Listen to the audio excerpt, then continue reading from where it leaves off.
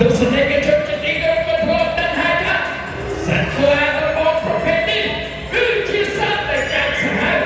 ពួកគេស្គាល់តែពាក្យខាត់និងស៊ីសាច់ឆាវជាចំណីអាហារ